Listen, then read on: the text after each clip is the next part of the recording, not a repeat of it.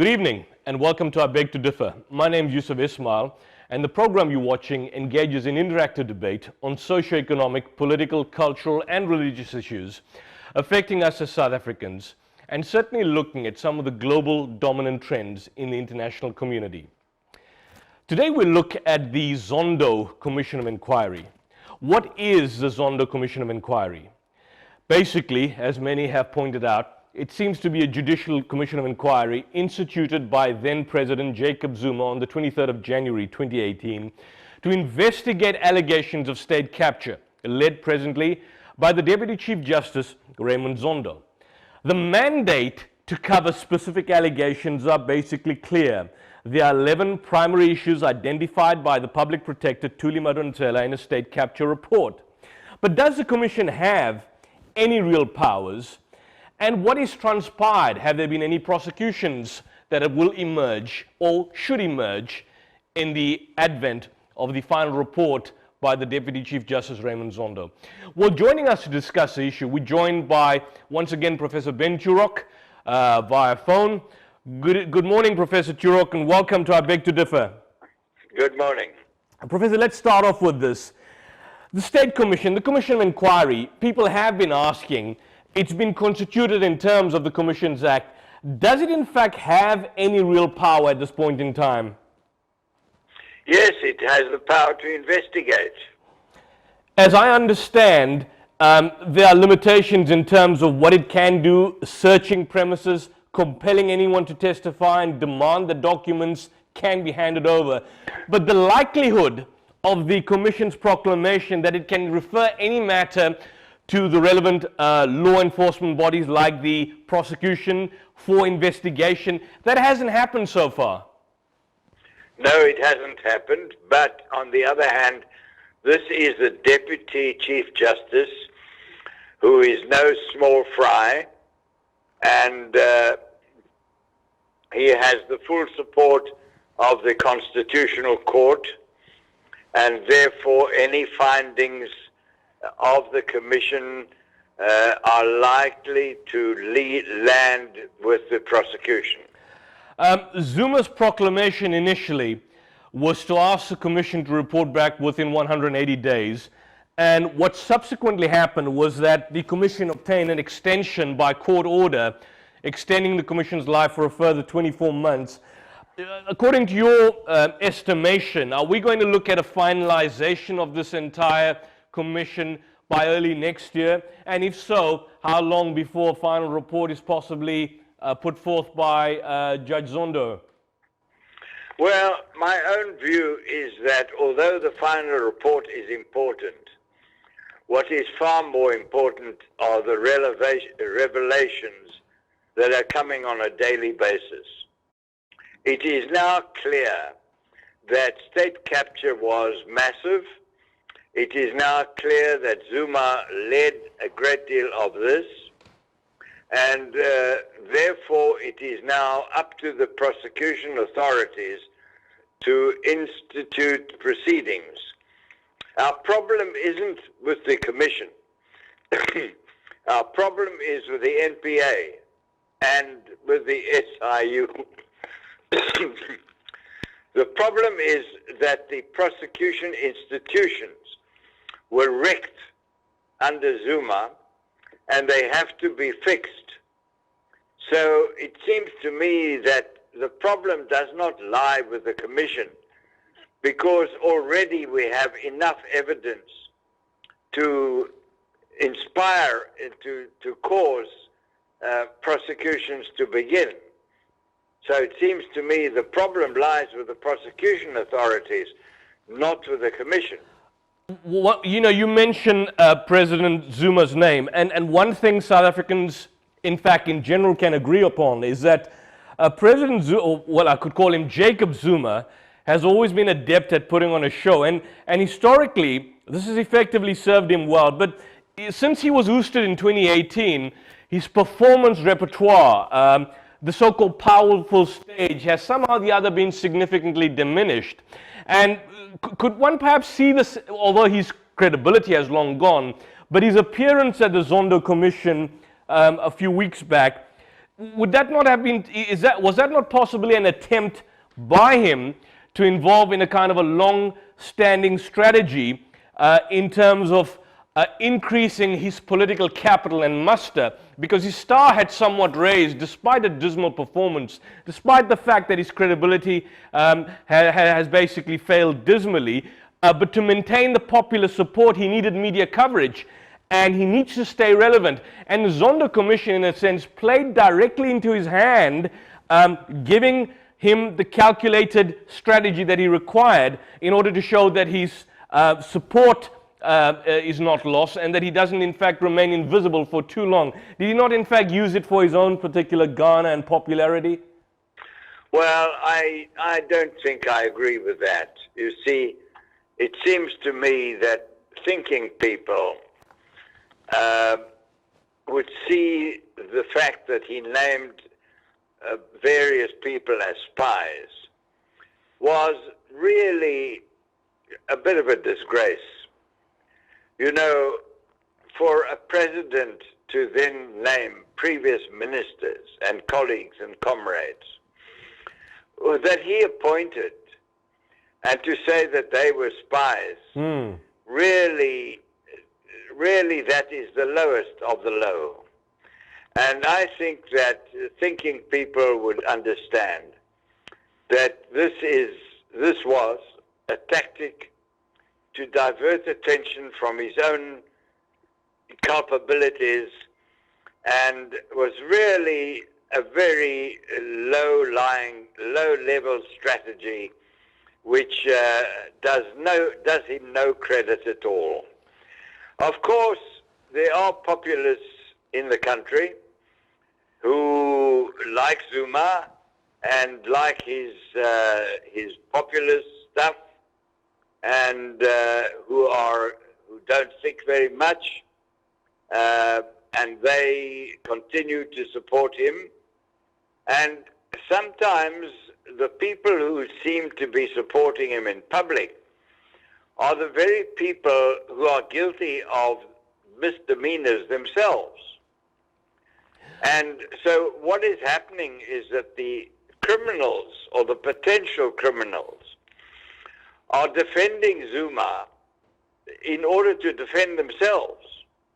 And it has nothing to do with the credibility of the case, of the issues. It has to do with their own guilt. Well, when you speak about the potential criminals, I mean, obviously we know the issue of state capture and the group, but who specifically would you be referring to? Well, people like, Ace Magashule as one example, for example. Ace Magashule. Well, I don't think I should mention names, because then they're going to sue me, and there are so many of them. There's a lot of them. Yes, there's so many of them, and some of them are sitting in Parliament now, chairs of committees. They've all been exposed. Well, absolutely. We know who they are, and they're a little group. After all, they attended Zuma's hearings, yes, and identified themselves publicly. So, you know, we all know who they are, and they are supporting him, and they are organizing, and they're rallying people, and that has nothing to do with the question of the actual integrity of the case that they're arguing. One of the arguments made by his legal team, which I would argue is basically a kind of a fundamentally flawed position, is that he hadn't been given sufficient time to prepare the questions he may face. But surely he would have been aware of the kind of issues germane to the allegations in relation to state capture. Was this just simply a case of wanting to buy time, or effectively recognizing the fact that their own client was entering into the quagmire of basically exposing himself and not being able to answer questions appropriately because the fact that the game was essentially up? We all know that he has used the Stalingrad tactic of delay, defer, question the law. He's done that for years, and he's doing it now. And it's obvious to any thinking person that the man is covering his tracks in any way he can. And really, it is wasting so much time and wasting so many resources. And, there is clearly a campaign to undermine the rule of law. And unfortunately, the public prosecute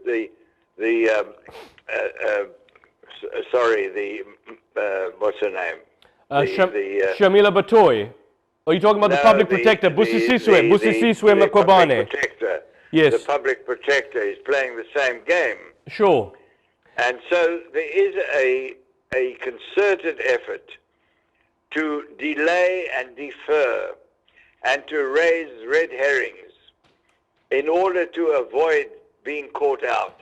Was there... It's so obvious. Yes. It's so obvious. But was there, Professor, and we're going to move on, but I don't want to just simply stick to Zuma, and so I'm going to take the discussion further, but just on the last point, he did in fact, in the initial introduction, spend more than an hour talking about a kind of a perceived campaign to discredit him based on the so-called allegations that he sought bribes from arm dealers who sought state contracts in the 1990s, and findings by the nation's anti-graft ombudsman that he illicitly benefited from taxpayer-funded upgrade to his private home.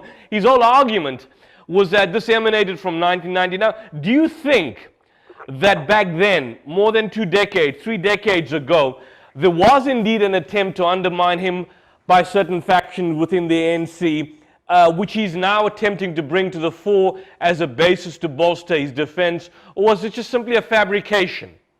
I think it's a fabrication. Look, let's face it, many of us had reservations about Zuma for a long time. Sure. His reputation in exile was not very good. There was certain misconduct that we knew about. I was in exile. Tell me, and we knew about his misconduct in relation to women, and so there were certain discussions about him as a personality. I think that's extremely important what you bring, and it's not necessarily discussed in the public domain except in certain academic works. But on that point, Professor, and you've been in exile, the talk was that in exile, for example, you had this famous case of Tami Zulu, who was subsequently apparently tortured as a kind of a spy. And when the father came and begged the then Jacob Zuma, who was obviously heading intelligence for Tami, he refused point blanketly to in fact give him the body. The talk goes is that he was tortured and brutally murdered under the behest of Zuma himself. Besides the fact that he oversaw within these particular camps the sexual abuse of women, the sexual abuse of members within the ANC. This is never discussed, it's never brought into the public mainstream, but a lot of individuals who are bringing this up now rely upon the reports of people who are too afraid to in fact talk out publicly. And if this indeed happened, then the man needs to be shamed and charged as a criminal and a murderer for what he was. Well, we all know that certain things were done which we're not very proud. I mean, for instance, Paulo Jordan says that he was detained at one point. Yes. And he was one of many who were badly treated at some time or other. My own feeling is that all that should be left to rest. We have much more serious problems right now, and I am personally far more concerned about Zuma's misconduct as the president of the country and when he was MEC in KZN. There is so much there that we don't need to go back into exile. I only mentioned exile because it was illustrating that there is a history.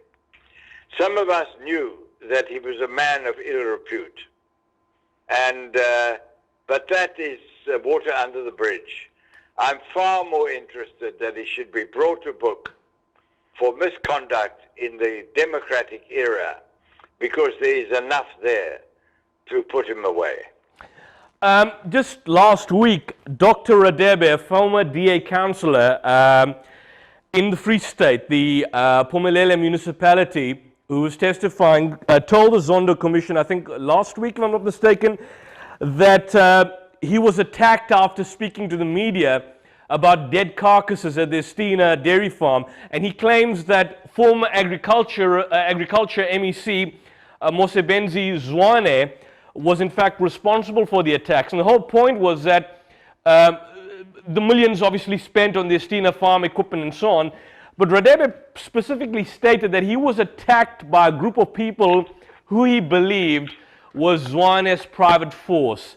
Are these dangerous individuals that we're talking about? I mean, and this takes us further after to the fact that this individual got to the position of agricultural MEC. He had dubious employments. He hired people without following proper procedure.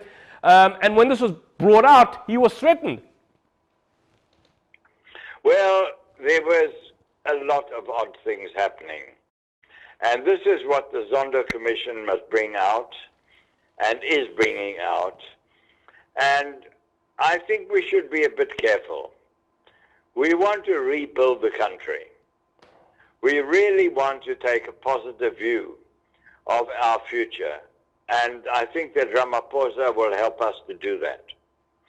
And therefore, we should be balanced in how we deal with the past. Yes, people must be found guilty. Yes, people must be sentenced. But let us not destroy ourselves. And there's a danger in what you're saying, that we should spend so much energy on uncovering wrongdoing that we fail to do the good things that we need to do. And so I think that we must adopt a very balanced approach. Let us rebuild South Africa. At the same time, let us take action against wrongdoing. And there should be a balance between the two. Well, Professor, I just want you to hold that thought. We have to go for a quick ad break.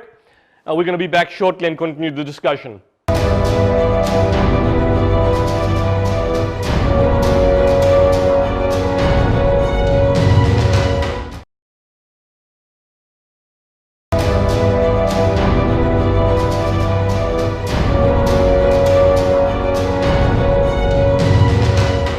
Welcome back to I Beg to Differ, and if you just joined us, I am in conversation with anti-apartheid activist and stalwart and visionary academic Professor Ben Turok. We're discussing and unpacking the Zondo Commission of Inquiry and the shenanigans that has obviously enveloped the nation over the past couple of weeks. Professor, taking this to the logical step further, the architecture more or less of Section 194 of the Constitution, in that the National Assembly is both empowered and obliged to remove errant office holders in terms of Chapter 9 officers, so as to protect the public and vindicate, in a manner of speaking, the principles of constitutionalism, the principles of accountability, the rule of law. And all of this, at this point in time, are in the process of being aggressively abrogated by Busisiswe Makobane. I mean, this brings us to the next whole saga in terms of which the Public Protector's report, basically, as we can confirm, was a total whitewash. The judicial findings that were made by the Constitutional Court in relation to the fact that the Public Protector falls into the category of a public litigant and a higher duty is imposed upon her. Has she basically failed to fulfill her procedural requirements when dealing with rights? I think she has failed. And I think the problem with the Public Protector is that she doesn't know the law. You see, it is very hard to ascribe motives to somebody like that. And I think that we do not have evidence on motives. But what we do have evidence on is incompetence. And court after court found her to be incompetent. I myself think she's incompetent with respect to the Executive Matters Ethics Act, which I know pretty well. she doesn't know the law. And she goes ahead blindly, not knowing the law, misapplying the law, and that is a very dangerous and a very unhelpful thing at this moment. And it seems to me that she can't last. I'm curious. I'm curious on that point, Professor, because when I look, and I've read one of the judgments in its entirety, but conclusions made by her sometimes point to certain motivations. I've got a quote by the High Court in a recent matter involving her, and this is what it says.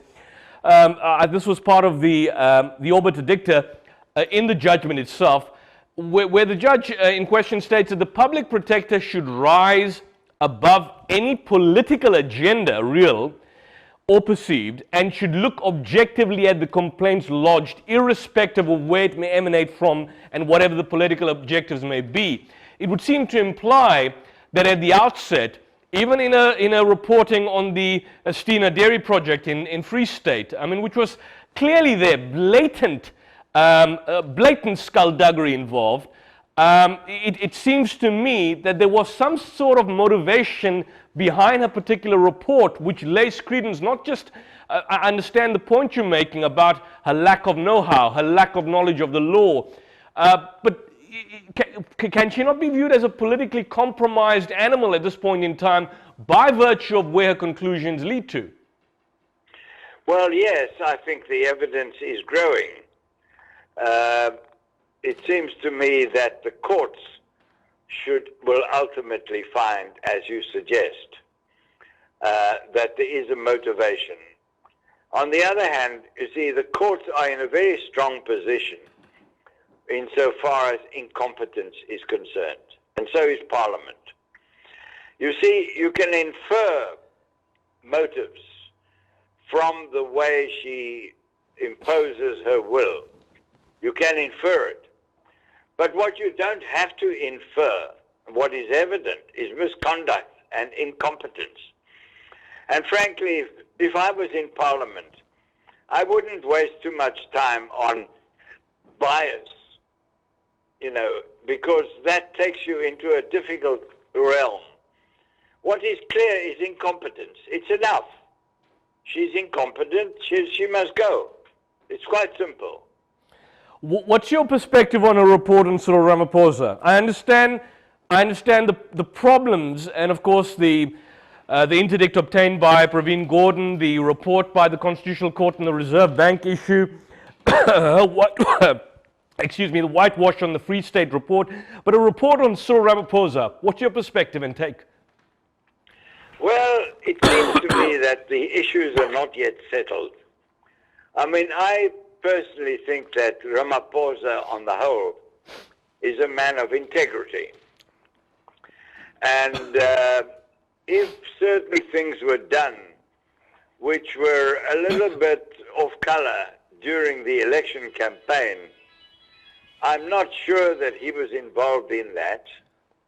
And clearly that will come out in due course. Whether he himself was guilty of being involved with Bosasa and with bad motives, the evidence is not yet clear. And I would hope that it all comes out. But frankly, and let me say this quite directly, Ramaphosa is our last hope to fix up our system. And pouring doubt on him at this stage is really very unhelpful.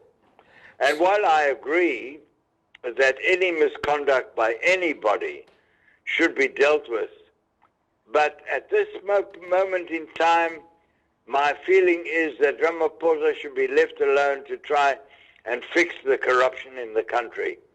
And I think this is all very unfortunate. So you believe there was no evidence of money laundering, but I don't know. We don't know, but how do we explain, and we've kind of unpacked this on the last occasion, but how do we explain these inconsistent reports that he gives to Parliament and the about turn a few days or a few weeks later? What would you attribute that to?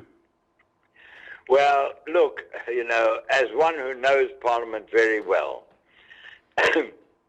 when a follow-up question is made, which is not written down and which is not prepared for, then it is quite possible that you make an answer that you regret afterwards. Parliament is a hothouse. Sure. And you make your speech, which is well prepared and which you thought about. And then in the middle of your speech, somebody stands up and says, will the member take a question? That question is not anticipated and so on. And you've got to give an answer off the cuff. It is actually very difficult to do. And you can very easily make a mistake. It happens to all of us.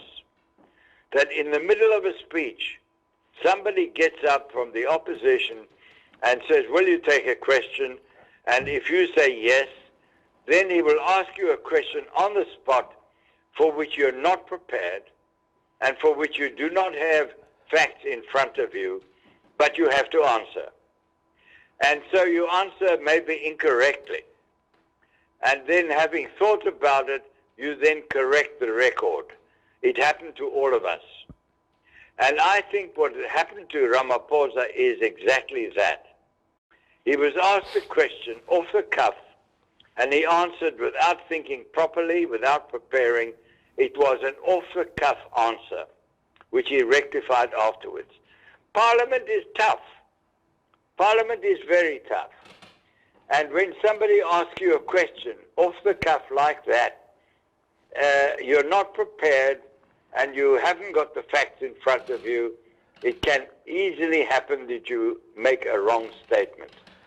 And that is now being blown up into lying and so on. I don't believe that was a lie. I think you made a wrong statement and he admitted afterwards. And I can tell you this, that there is not a single member of Parliament who hasn't been put in the same position sometime or other. I certainly was.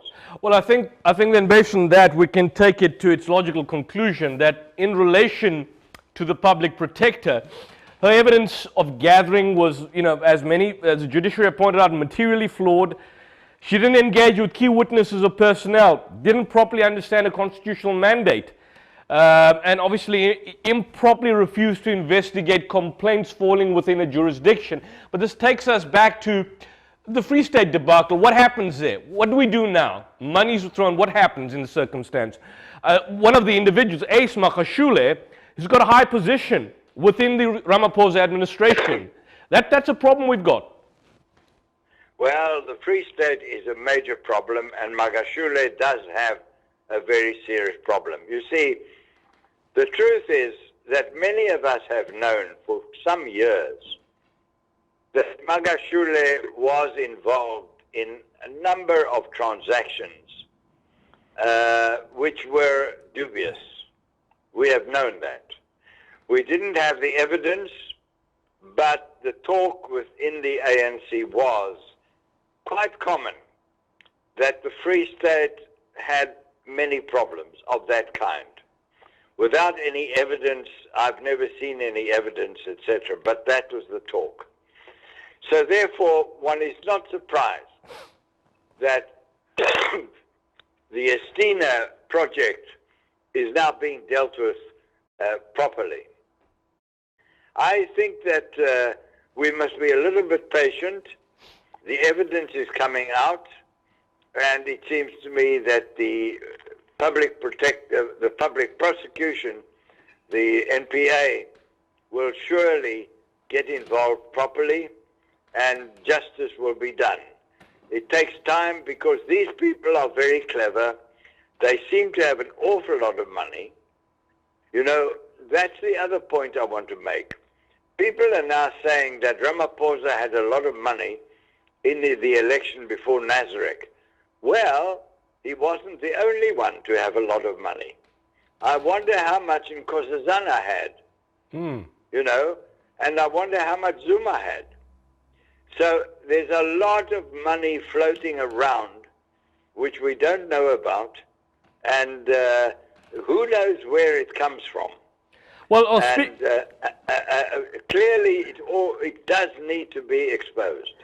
just one thing before we go for the break. I mean, just yesterday, if I'm not mistaken, there's reports that in 2014, although she's denied it, there were amounts of, I think, $5,000 paid into foreign accounts allegedly belonging to Makwabane. So we don't know where that's going to lead.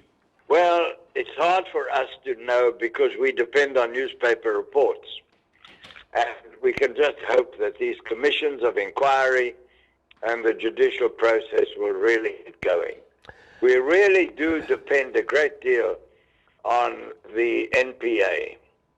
The NPA must be fixed and fixed soon, and the SIU, and we really depend on them much more than on newspaper reports. Yes, we all read newspapers, and I keep a very close eye on them, but really I'm waiting for the NPA to get stuck in. When will that happen, Professor? When will that happen? I mean, they've been talking for more than 2 years. When that's going to happen? Well, I don't know. Batoy seems to say that she hasn't got capacity. Why? Well, I don't know. We'll see. We're all waiting. We're all waiting. We all want to see action. Well, Professor, I want to thank you for that time. We hope to have further discussions as we usually do on these particular type of issues. And we hope to see you again. Okay. All the best.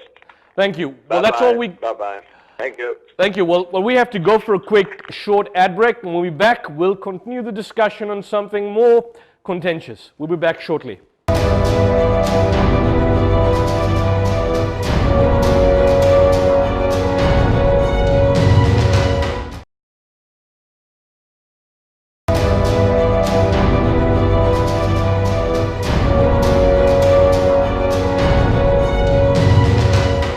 Welcome back to I Beg to Differ, and from the shenanigans and lies and criminality of the public protector and the ongoing debacle at the Zondo Commission, we deal with something more localized now.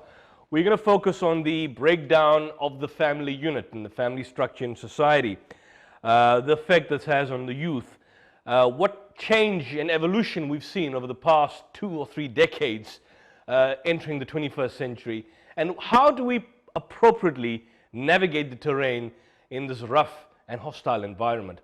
Well, joining me via Skype to discuss this important issue, dealing with the breakdown of the family unit and the importance of maintaining the family structures, I'm basically joined via Skype by Dr. Sharona Rawat, who is a clinical psychologist based at the Al-Qadi Hospital, who will be joining us for the first time. Good morning, good evening, Sharona, and welcome to I Beg to Differ. Thank you so much. It's lovely to be here. Let's start off with this. I mean, the 21st century certainly is a different kettle of fish. What was in existence 20 years ago is no longer in existence today. And consequently, what we have today is no longer in existence 20 years ago. The means of communication, social media, the way society is structured in general, our interactions with individuals have changed so dramatically in just a span of 2 decades. Do you see this as somehow or the other impacting negatively on society, or are there certain positive spins that we can elucidate from this particular new dawn that we face? I think, there are positive and negative aspects to this. When you're looking at communities and societies changing, you're looking at a period of transition. And a lot of times in a period of transition, you would have a little bit of like chaos and that kind of thing going on. I think that's where we are at the moment. I think, they say that the world has become smaller, but in reality, in our everyday lives, it's also become further apart almost. Because the thing is that in the past, people had their communities where they had schools and they had work and everything was in one community. And so traveling and that kind of thing wasn't such an issue. In this day and age, what happens is that you've got to travel a distance to schools, to work, to do most things, shopping and most other things. And so what happens, that takes up a lot of time. So time taken up obviously takes time away from the family. And I think that's the biggest downside to everything, is that we have a lot less time at our disposal, and the time that we do have is filled up with other priorities, which then obviously leaves the family on the sidelines.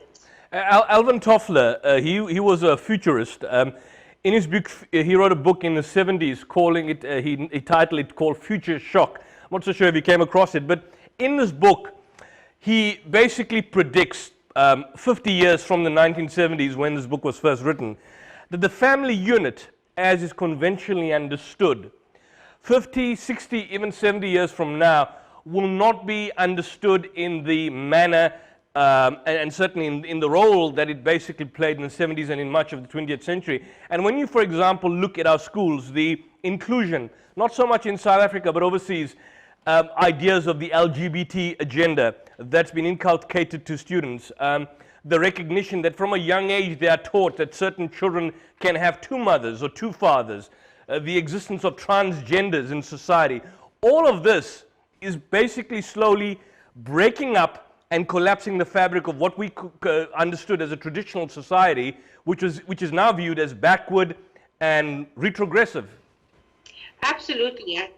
I think the definition of family has changed. I think, while it's kind of excluded certain elements, it's also brought in other elements. So if we're looking at communities in the past, a lot of times they were very reliant on their families and their kind of extended family and neighbors and that kind of thing. And neighbors knew each other for like decades, generations knew each other. And at this time, people are moving around and they immigrating or they're moving to other neighborhoods, they're interacting with a lot of different people. And so what's happening is that the definition of family is changing. So whereas before we'd have parents and grandparents, uncles and aunts, you'd find now, especially like people who immigrated, for example, or moved to a neighborhood very far from their family, a lot of times their actual family at this time is actually neighbors and friends and co-workers that have actually now taken on that role of being their kind of new modern version of a family. So yes, the term and the definition of family has changed quite a bit over the decades. If you were to, for example, unpack one issue, one key issue affecting us as the cause of the breakdown in the bond and structure of modern familyhood, what would that be? I think the main thing, although it's a sensitive arena, and I think people take offense a lot, but I think it's roles. I think that Western communities have a different interpretation of roles, and our more Eastern kind of cultures have a different definition of that. And I think roles are the biggest issue. I think people are struggling with that. I think we're looking at female and male roles, and what is each person's kind of job, really speaking. And I think people are struggling with that. And when women are trying to become more independent, I think they're trying to become more independent not only because they want to, but because a lot of times they have to. Because again, the breakdown of the family system forces certain women to actually go out and have to actually work and have to actually have a career. So it's not always a choice that people are just choosing to kind of move on and kind of go into the men's arena in actual fact. So I think it's the roles that's an issue, and I think people are struggling with that because irrespective of whether it's the dad or the mom, that's actually the primary caregiver. The child needs a primary caregiver. So what happens here is that dad maybe has free time or he's at home a lot more, and mom's actually working, but nobody has adjusted the roles. What happens is mom is still mom and she's expected to do all the other stuff, whereas dad still remains in the dad role where he's supposed to be going out and working. And what happens is that causes a lot of dysfunction because then the home does not run smoothly. And because of the, I would say, rejection of female role or the male role by one or the other genders, you then get a problem where there's gaps in the system. And so this is where then children end up suffering and struggling because then their needs go unmet in essence. So I think it's important that people actually redefine roles and that the roles not be kind of, I would say, married to the gender that one or the other person is, but rather to what they need to do and what's the need of that family at that time. I was listening to the Piers Morgan show. That's a UK-based program on ITV. Also, that's a sister channel, ITV in the UK variety of ITV. And one of the concerns, one of the panelists on the show was a representative of a group in Birmingham that were objecting to the whole notion of introducing LGBT relationships in school amongst younger children. And of course, recognizing the fact that in certain instances of household, you have a child that has either two mothers or two fathers. From a psychological point of view, the fact that a child is placed in a position, albeit not of his own accord, in a relationship where he doesn't have the conventional mother and father, but has, for example, two mothers, or has two fathers, or has a situation where both the parents are transgenders, what do you do in a situation like that? I mean, is that healthy to the child for the child's normal development? Because the liberalization of society seems to suggest that this should be an acceptable norm that we should basically embrace. I think, that arena is quite a difficult arena to actually approach, because when we're looking at it from the Islamic perspective, there's no leeway in relation to that. And we have our beliefs, and we should have the right to actually follow through and have our children in environments that adhere to our religious beliefs. So confusion is not good for children, ever. So causing confusion is a problem.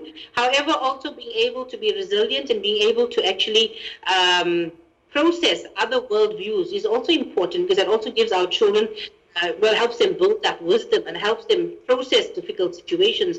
Because as I said earlier on, with the world becoming a smaller place, you are actually faced with a lot of different cultures and a lot of different communities.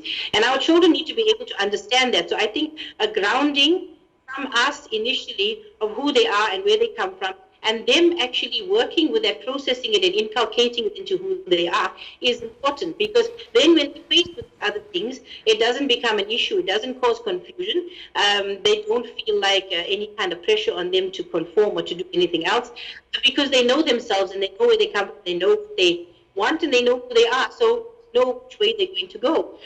In relation to the, having two moms and two dads, it does become an issue in relation to explaining to your child. But as I said, if the grounding is actually good, they are able then to actually tolerate, I would say, other world views. And I think that's important in relation to functioning in the world as it is today, to be able to tolerate other world views without feeling as if you are obligated, being pressured into accepting it, agreeing with it, or joining in. So I think knowing themselves is the best way to go, because in that way they can make decisions that come from them, that are based in fact, and that actually sit well with them and do not cause dissonance as they go along with their lives.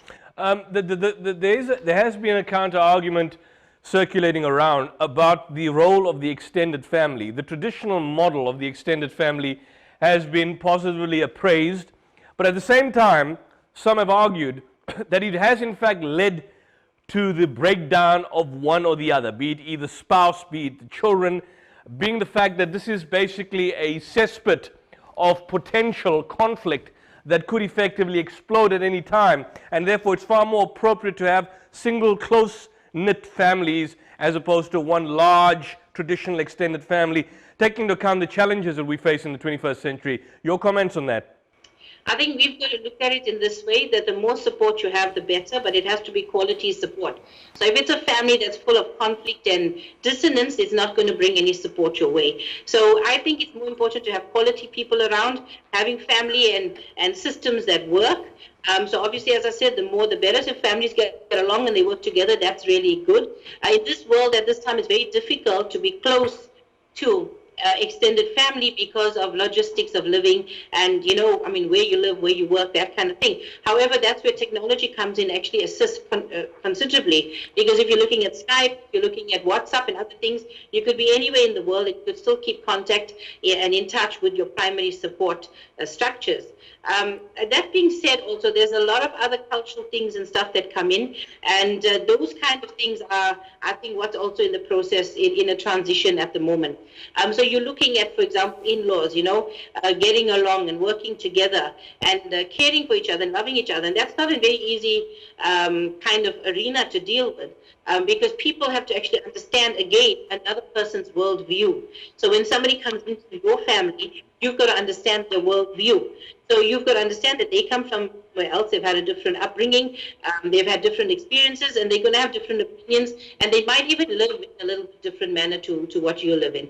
So I think that's important, that people understand each other, they have a quality support structure, and that they keep that structure tight.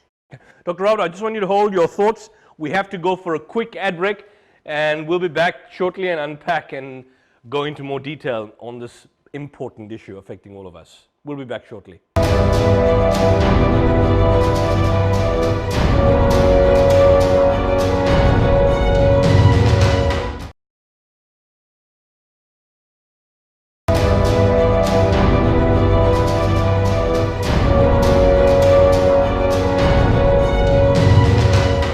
Welcome back to I Beg to Differ. I'm your host, Yusuf Ismail, and we are discussing the whole notion of family structures and the breakdown of family structures in society. Dr. Rawat, the new trend, I mean, since the breakdown of about, well, I mean, I'm looking at statistics, not just in South Africa and Africa, but indeed, even in the United States, they say that the majority of families that are in existence are in fact blended families. Now, when you talk about blended families, either spouse comes from either previous relationship, they've got children. I mean, is that or can that be a recipe for disaster? How do you navigate through that terrain? And I mean, how much of that attributes to the problem that we see in breakdown in societies? I think that, blended families at this time in our modern world, I would say that is more the norm. I think society actually makes it seem as if that the nuclear family is the norm and that everybody is married and they stay married forever and they have their children to bring up their kids. And that's not the case, actually. What you see out there is a lot more people who are separated than are together. So, I would say that people who are divorced or widowed or even single, I think they're the majority in actual fact, rather than the married nuclear family kind of setup. And I think, again, it boils down to learning about other cultures and communities, broadening your worldview, and understanding different cultures and different people. Because once you understand that, then you're able to bring people together. People are able to communicate and understand each other. And when there's understanding and communication, that's when you can move forward. I think there are certain hiccups here and there, and I think from a religious perspective, there's certain elements, I mean, from Islamic perspective, that need to be looked at in relation to blended families and children coming in and that kind of thing. But I think if managed properly with love, care, and compassion, I don't see a problem. The problem is management and managing it properly. And I think that's where the error is, and that's where we're having so many problems and so many issues out there in the world. As I said earlier on, our culture is in like a state of transition at the moment. And so people are still finding their way and finding their feet and don't know which way to go and how to manage the situations. And so I think that's behind things like just kind of, go out of hand and disintegrate. That if people work together, get help like from psychologists and get some kind of treatment should there be any kind of other issues they're dealing with. I don't see an issue with blended families actually working out and people moving forward in a happy and safe environment. How does one resolve the issue of conflict? For example, when you've got children from different parents, basically, and now all together in a household, conflict is going to be inevitable. There's going to be some degree of distrust. It's going to be one side taking the support of the other. The father either taking the support of his kids, mother of her kids, and so on. I mean, that does create. So at the outset, what should you do? I mean, what should you set? I mean, should there be ground rules laid in place? When it comes to disciplining, should it be just the maternal or the paternal party involved? How do you navigate that particular process? Because you're dealing with someone who doesn't basically come from you. Absolutely. But I think we need to look right back to the start of time, where people separate a lot more. People died very much easier, and there were many blended families and children coming together in different homes, and things seem to be working out okay because communities were also in the basis. People need to discuss these things. They need to deal with what their problems are before they get together in a new relationship. They need to understand what the issues are. So if they have problems with the children and there's discipline problems with their children, they need to understand that there's a discipline issue. And then when they get together, they need to decide how they're going to manage the family. Do they want to work together and try and bring it together almost like a nuclear family where the mom deals with certain things and the dad deals with certain things? Or do they want to do it in a different way, maybe where the mom deals with her children and dad deals with his children? It's up to them to decide what works best for them and how they'd like to manage it. But it has to come from a sincere place of wanting there to be happiness and peace, wanting to work on the situation, and wanting to move forward in a healthy way. So I think your intention is very important right at the beginning as well, and how well you do basic foundational work. If you do that properly and you set that out, and then you sit the children down and you explain to them, this is how we've decided to do it, and this is how it's going to work out. And so certain people may be giving other people instructions and things like that. That's how it's going to be, because the parents are adults and the children. And so that kind of discussion and talk with them, and that the parents themselves are kind of supporting each other and they understand each other. Because, with parenting as well, parents need to be on the same page. So even if it is your children, it's your children, you still need to be on the same page. And there's lots of homes where it's the parents and the children, both their children, but parents aren't on the same page with discipline. And you have chaos, catastrophe in those homes as well. So I don't think it's totally linked to the fact that it's a blended family or a nuclear family. I think it's linked to how you parent, what's your bond with your partner, and what's your basic foundation, how strong is your basic foundation, and what plan of action you decided on moving forward. Disciplining the children, what's the ideal form of discipline? I mean, at a certain age, the traditional thought, spare the rod, spoil the child. Are you saying corporal punishment should be excluded? Up to what age? And how does one deal with teenagers? I mean, and the challenges that you face in respect of them. How do you navigate through that?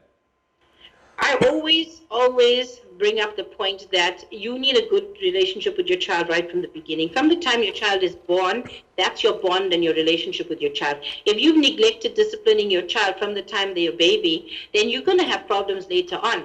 If you have built up a respectful relationship with your child and you've disciplined them appropriately, and discipline is not about per se punishment, it is about deterring. So it doesn't necessarily have to be, actually abuse. It doesn't have to be verbal, emotional, physical abuse. So hitting children is not necessarily a means of discipline. There are other ways that can work, but disciplining children is hard work, and you start right at the beginning and you carry on all the way to, well, I don't know whether it ever ends really. So basically, it's hard. It's a difficult job to do. And most parents don't follow through on that. They're not consistent. And they have personal issues that actually impact on how they manage the child who has been deviant. So what happens in the child builds up a resentment and all those kinds of things, and then they become rebellious teenagers. They're rebellious as teenagers, and they're disrespectful to you as teenagers because you didn't discipline them properly from the time they were a baby. So you can't expect a miracle that if you haven't put the effort in and shown your child that you love them, discipline them appropriately, and you've built a relationship with them where they respect you, then you're not going to miraculously have that when they're a teenager. So I think it starts right at the beginning and it moves all the way through. If your child respects you, they may be upset with what you say, but they respect you enough to know that you speak the truth, that you always look out for them, and that it is in your best interest. So they trust you. So if that's the case, they may be upset, but they will get over it, compared to a child that doesn't trust you, doesn't respect you, and doesn't think that you have their best interest at heart. Would you favor corporal punishment? No, I think corporal punishment, firstly, is actual abuse in most instances. And I think a lot of times it gets out of hand, because a lot of times if a parent is going to smack a child, a lot of times they don't want to initially, and it builds up where they get really angry and upset, and then they just lose control. So I think it's best not to go down that road, although the other roads are harder. So, and you've got to be a lot more consistent in the way you manage it. So people may make a mistake here and there, so long as they admit and acknowledge they made a mistake and that they lost it, and they acknowledge that to their child as well, because your child, in order for them to respect you, you've also got to respect them as human beings. So I would say avoiding corporal punishment, but I would say there have to be other stringent means of, I would say, keeping people in line.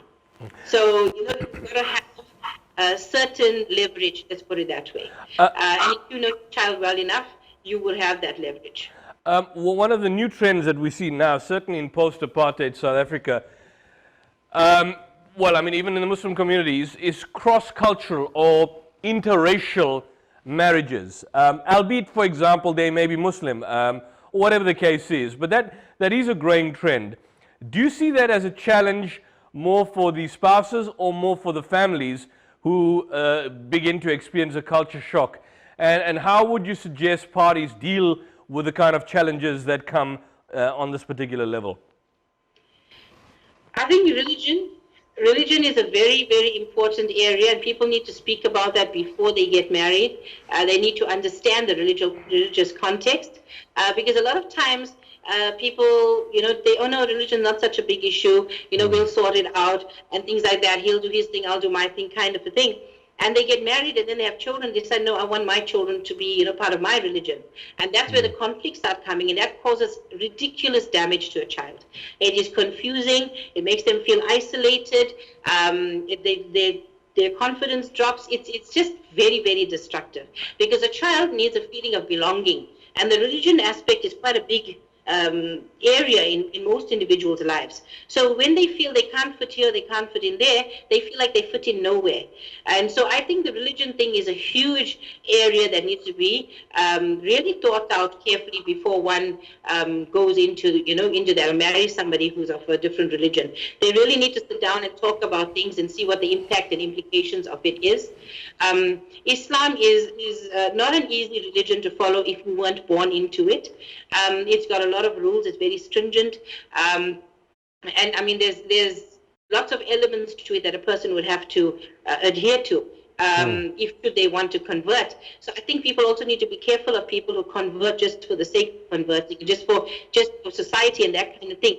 Because as I said, it causes huge damage in the family. It causes a lot of rifts. It only grows bigger. Rifts never get smaller, they always get bigger. And then after a while, they start including family. And as I said, the destruction to the children is immense. So people need to be on the same page before they go down that line. So it's actually not advisable in the long term. It's not advisable because of the fact that the spiritual outlook of the children will be in a state of total confusion. Absolutely. As I said, I mean, if their parties sit together beforehand and they decide, what they want to do, which path do they want to take? Because as I said, certain religions contradict each other quite a bit. So, so you can't have both those religions in one home. So what happens is then it's extremely confusing. So as I said, they've got to decide at the outset what they want to do, and I think that it's preferable that they decide on one path together. What about interracial? Interracial but the same religion. Interracial but the same religion. Are the challenges different? I think it's a lot less of an issue, interracial. I think our community and our world is actually becoming more diverse. And I think that, I don't see a very big issue with interracial. The cultural background of the race is important. So, for example, if both the individuals from different races grew up within the same communities, then usually they wouldn't have a real big culture shock. But should it be somebody like coming from a Western country and somebody coming from the middle of Africa, and they were entrenched in their culture, there's going to be a culture shock. There's going to be a culture shock, definitely. Yes. Social media. What role does social media play today in terms of destroying the fragment of society? I think when it comes to culture and tolerance and things like that, I think it opens doors. I think people are learning about different people and different ways of living and that kind of thing. I think where it's destructive is that it's very time consuming and it's almost like all encompassing. So what happens is people get very absorbed into it and then they actually isolate themselves. And also, like, a lot of times people mistake the fact that they mistake the quality of friendships, I would say. So then they may disregard their actual real life friends and actually concentrate on the social media friends. And I think the quality of those relationships are very different. So the social media relationships are a lot more superficial than the face-to-face with the people that you grew up with, maybe, or went to school with. Has this made our youth more isolationist? I mean, our youth are now basically becoming more isolationist. They cannot interact with people in society because of the fact that they've got these platonic relationships with people they don't know. Absolutely. One last point. I mean, we now in 2019, coming 2020. What would your magic ball be to, at least, or your advice rather, to the communities out there? And we talk about multiple communities, and particularly, since this is an Islamic station, the Muslim community, in terms of navigating some of the challenges that we are facing and attempting at the same time to maintain the family structure as a unit and as a holistic, healthy, meaningful role that it can play within oneself and certainly permeate society at large. What would that be? I think that, we need to take our lessons from the Sunnah, as you know, right from Islamic. The prophetic paradigm, certainly. The prophetic paradigm would be one example, yeah. Yeah, because the thing is that those communities, all these structures and things that we need to master are built into that. So we need to fall back on that, because the Western community and the modern world can be a bit confusing and overwhelming. For example, on social media, you get a lot of these kind of influencers, and a lot of times those things are kind of crossing lines and things, and people are following them, and they're actually crossing lines as well. Who they are, what their values are, what they feel is important, what is not so important, and I think they need to bring in that individual thinking. I think people are becoming a little bit too kind of like, puppet-like, and they're just following through on trends and things like that actually don't work. They also listen a lot of times, especially with social media, to people who are not actually experts in these situations. So you get lots of other people, for example, coaches and things that don't actually have the training or the kind of, I would say, the legal right to give some of the advice that they do in relation to this. And people are also following those individuals and not making sure that people actually have the training and the knowledge to actually give them proper advice, proper information. So I'm not saying people are not doing that, but what I'm saying is that that's a danger. So I think these things are distracting people, and you're finding a lot of women are focusing a lot of times on how they look and what they have, and not really looking at what their home is like and what's happening to the children. And I think those things need to be brought back, because our future depends on the children, and we need to look at them being brought up. So as I said, roles need to be kind of identified. People need to understand where they come from. So for example, if a man doesn't works from home or whatever, and the woman goes out to work, they need to change the roles a little bit around. Men maybe would be a little bit more of the caregiver with the kids, and the woman would be a bit more provider. I don't see an issue with that, and as you can see from the Sunnahs also, there's no issue with that. But in this world, people have an issue with it. Sure. And I think that is the resistance to actually going through with what's come through to you. They don't actually use what comes through to them to the best of their ability. Rather, a lot of people are upset and resentful and hurt and angry about them having to do something they feel is not part of their role.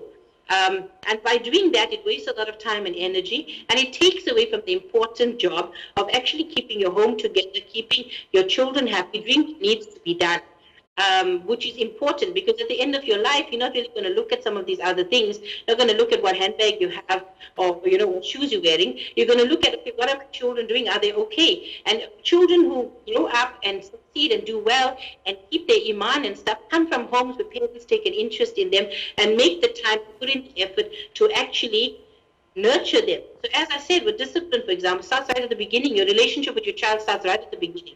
So that is a priority and should be made a priority, because that's when you have teenagers that, alhamdulillah, people say are beautiful children. They're so well mannered. They're such good people because of the input that the parents put all along the journey. So I think that's important. People need to change their priorities. The priorities are too outwardly focused. They need to focus more within themselves and within the home. So it's basically reinvigorating the spiritual dimension within one's life and inculcating it within oneself and certainly the family at large.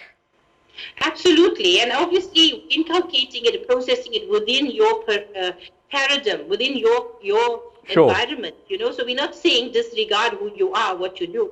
What I'm saying is make it your own. Dr. Rawat, I want to thank you for that contribution. Certainly this is an intensive subject, and I don't think you can do that submission justice to this in such a short period, but certainly we will be having such discussions in the near future. We hope to communicate with you further, and if you've just been watching us, we were discussing the breakdown on this segment of the family structure and the family unit, and join us next week for more interactive discussion on issues that affect us all, and as we attempt to get you to the bottom of the story. This is Yusuf Ismail on behalf of ITV. Till next time, good evening, assalamu alaikum, and have a safe journey if you're traveling.